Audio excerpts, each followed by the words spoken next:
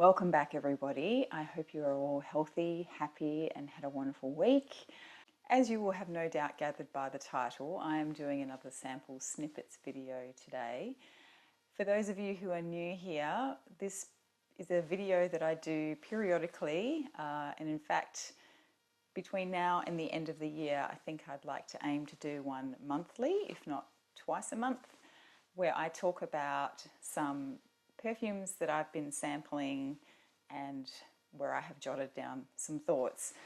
Some of them I may like, others I may not like so much. There really is no rhyme or reason to which ones I sample unless it's something that I have been specifically looking for.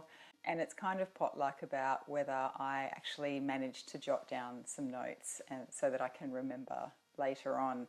These are generally fairly first impressions. Sometimes I'll wear the samples several times in order to get a good feel for them.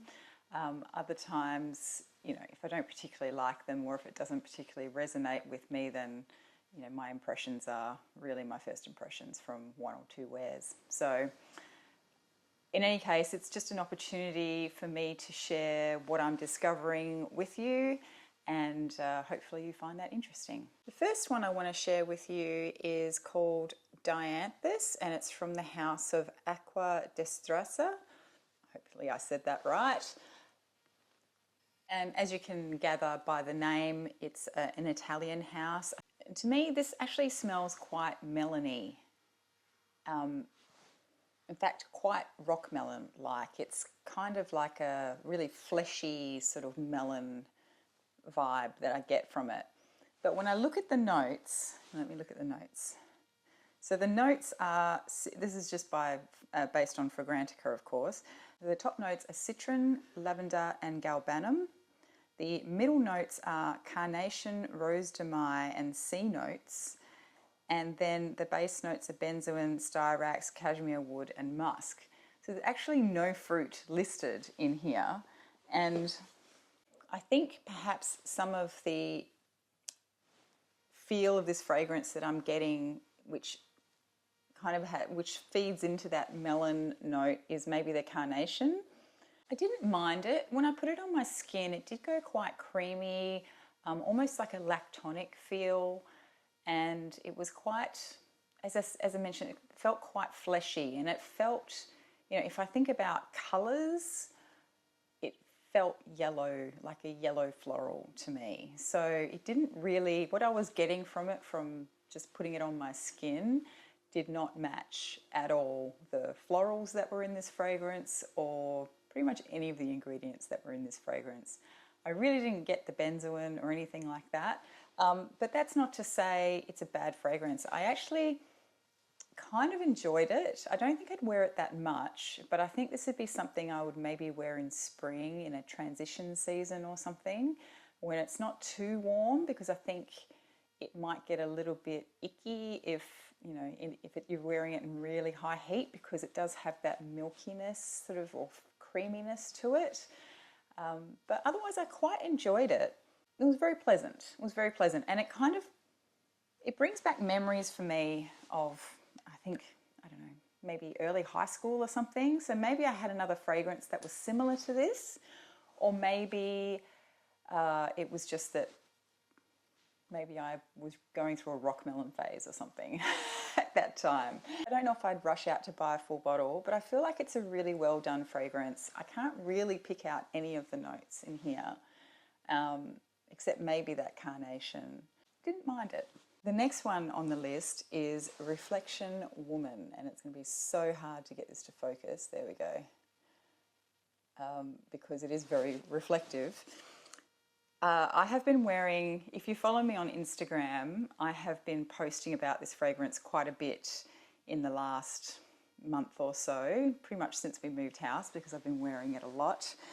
I had a couple of the actual atomizer samples, and I wore through both of those in the last month, so I quite enjoyed this fragrance. So this was a surprise to me. I'd had a couple of samples of it, and I never really reached for them because I assumed I wouldn't like it, because I'm not really an aquatic scent kind of person, and for some reason I had it in my head that this was an aquatic scent. And it kind of is, but it's not a marine aquatic scent. It's like a freshwater aquatic scent.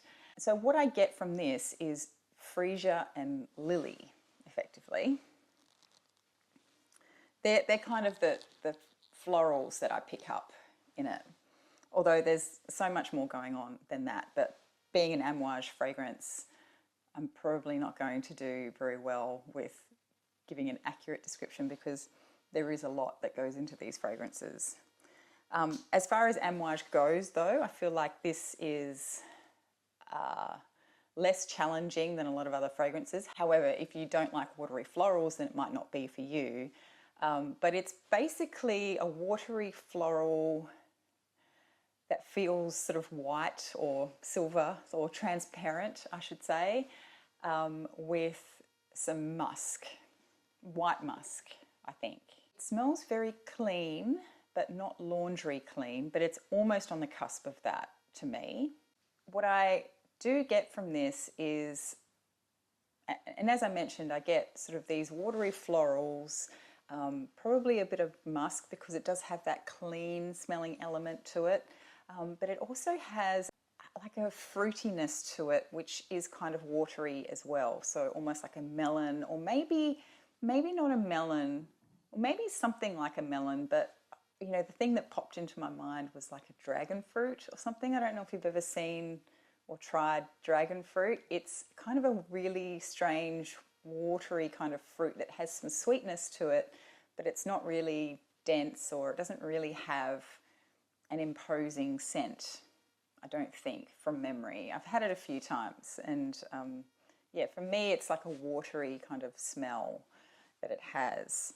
And for something that smells kind of watery and light and translucent, this performs really well on my skin. It's really, really beautiful, actually. It also, as I mentioned, it kind of has that white musk clean smell, but I don't know if it's musk per se, because it doesn't seem to have the sharpness that a lot of those white musk clean perfumes seem to have. It's very soft and airy. I would have thought that this was more of a spring summer scent, you know, for hot weather, and it would be very nice in the hot weather. But actually, I have been wearing this in the dead of winter, and it's been so refreshing. It's like splashing your face with cool water, you know. Yeah, it's lovely. The next one I want to talk about is Penhaligon's Elisabethan Rose. That's the sample there if you're interested. So this one is obviously a rose scent, and it is a very big rose opening on this fragrance. When I put it on my skin, I just thought, wow, that's a lot of rose. For some reason, I wasn't expecting that. I don't know why, but it was quite a dense, bold rose in the opening. What I found interesting was when I read the description of it, I think there's a hazelnut note in here. So that's kind of what attracted me to try it. And I don't know why, because I'm not really a gourmand kind of person, but I'm intrigued by nutty notes. I don't know why. The hazelnut, hello Fritz. Fritz is back. Hey mate. So I don't really get the hazelnut in the opening, even though it's listed as a top note. I hope he didn't rub his head against the microphone then. I'll say that again. I don't really get the hazelnut in the opening, even though it's listed as a top note. I actually get more rose and fruit, like berries or something. You know, red berries, dark berries. You get my gist. I also get a really subtle hint of cinnamon, although I wouldn't necessarily classify this as a spicy fragrance. The cinnamon does, I do recall the cinnamon does get a lot stronger or a lot more noticeable in the mid, but it's not a really, it doesn't have a lot of kick to it, but it's just there. It's like you've baked something with cinnamon in, and you know how it sort of dulls the spiciness of it somehow when you bake it. I don't know, maybe it's just me. Maybe I'm just making things up. But my point is that I can smell it, it becomes more noticeable, but it doesn't have that real spiciness to it that it can sometimes get in other fragrances. Although maybe when I smell it in other fragrances, it's not the cinnamon that's creating that kick. It might be something else that it's blended with, like cardamom or something. But in any case, it's always the rose and the fruit and musk that are the dominant players here.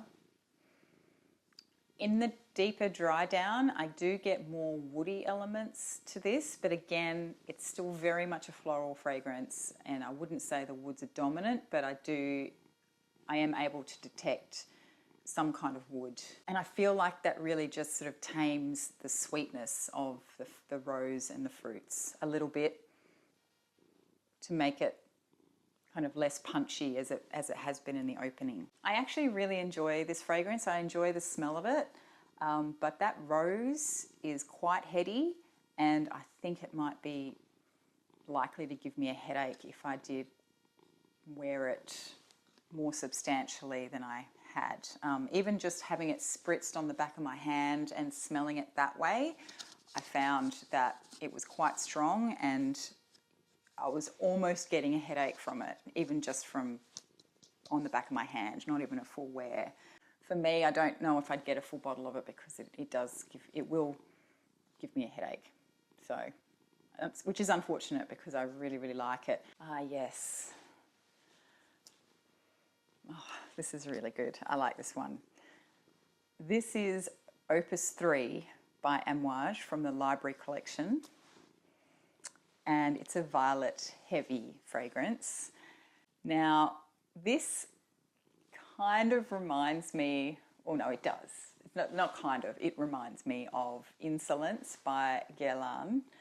But where Insolence was very dense and heavy and syrupy and sweet, this is not that. But the violet element in this fragrance definitely has a similar profile to the violet in Insolence. Obviously, this has a lot more going on in it than the Insolence fragrance. Even though I loved Insolence, I could not wear the EDP. I do still own the EDT, but I can't wear the EDP. It was just too much. It was too syrupy, too dense, and it made me feel ill when I was wearing it. Sometimes, not all the time. Usually in the dead of winter I could get away with it, but that was really the only time. It had to be a really cold day.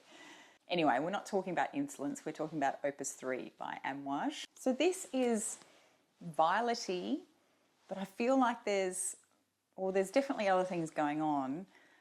It's kind of a little bit powdery, just a little bit, and I feel like it's also got sort of like a light floral in here, like a freesia or a carnation, or maybe even lily. When it gets on my skin, it almost felt like lily, like a watery sort of floral. I've really enjoyed wearing this so far, and if you like the idea of Insolence, or if you like Insolence but you can't wear it because you find it just too sweet and too syrupy, then maybe this is one that you might want to check out, albeit it is a lot more expensive.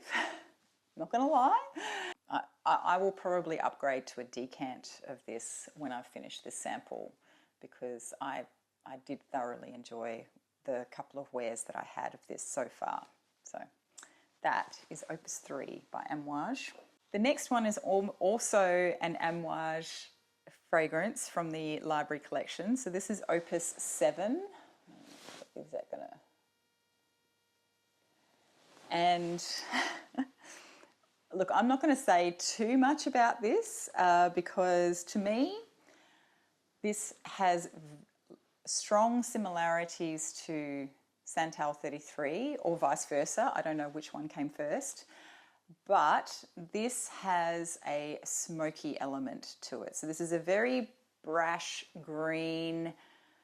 So let me just quantify it. Santal 33 is a fragrance that I really do not get along with at all. And I've really tried to like it. I don't like it on me. Matt sometimes wears it and it smells quite nice on him actually. But for me, it's a no.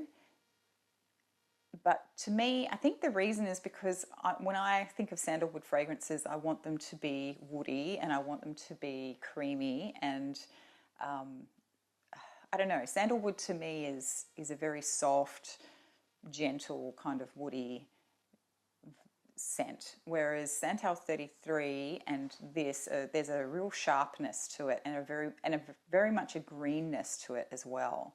So, which I normally like green fragrances, but anyway, for whatever reason, Santal 33 is just not something that I get along with. I think this one is touted as being quite popular from the Opus line, so maybe that's why, because to me, I get Santal 33 vibes from this, and Santal 33 is a very popular fragrance. But there is a dark, sort of smoky, there's a definite smoky element to this, but it still remains very green, very sharp. That's really all I want to say about it, I think. The sample is still pretty much full. I don't know if you can see that, because I think I wore it maybe twice on my hand and I went, no, I'm out. I don't want to wear that. But if you like Santal 33, you might like this. The next one is, oh yeah, I like this one. Okay, so this doesn't have a card, but this is French Leather by Memo Paris. If you're not familiar with Memo Paris, their forte is leather fragrances. They have a whole line of all these different leather-based fragrances, and this, I haven't tried all of them, but so far I think this one is my favourite. So this opens very light, it's very citrusy, and then it dries down to this beautiful velvety, buttery kind of beige suede. And it is so elegant, it is so pretty. It's slightly sweet, which comes, you know, the sweetness sort of kicks in sort of in the opening and in the mid with because it's got a really beautiful rose note in there. The rose or floral note is quite prominent in the mid, and it gives this beautiful sweet softness to it. And then when it dries down, it becomes a little bit more green, but it's still citrusy, which I find quite incredible, because I feel like I still get those citrus notes even in the base, which just keeps it very light, very easy wearing, and like I said, very elegant. So I would say that in the opening to the mid, it's more citrusy floral leather, and then in the base it's more green floral, but still really, really nice. I would really love to have a candle of it or something, because I think it would be fantastic as a room scent as well. But it is just absolutely stunning. I think the reason I like this so much, because I am not a huge leather fan, although I have been drawn lately to a lot of fragrances that have leather accords in them. But for me, to be able to wear leather, it needs to be kind of fresh and light. I don't really like the darker, sort of heavier birch tar kind of leather accords. They're not really my thing at all. So anyway, this one would be a winner for me, I think, if I felt like I needed to have a full bottle of another leather fragrance, because I do have a couple in my collection already. So I probably don't need this, but man, I want it. It's so good. And the last one is called Felino by Carner Barcelona. Carner Barcelona? I don't know how to say it. Barcelona. This is an extrait de parfum, and it's quite strong, as you would imagine. This caught my attention because the top notes are really interesting.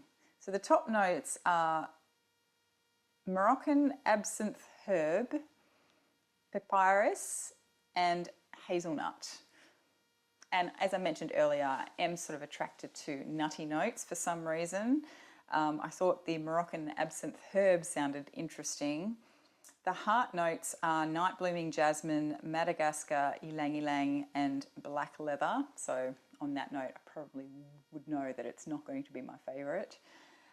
And then the base notes are myrrh, apopanax, and civet, or civet accord, I should say. So it's probably a synthetic.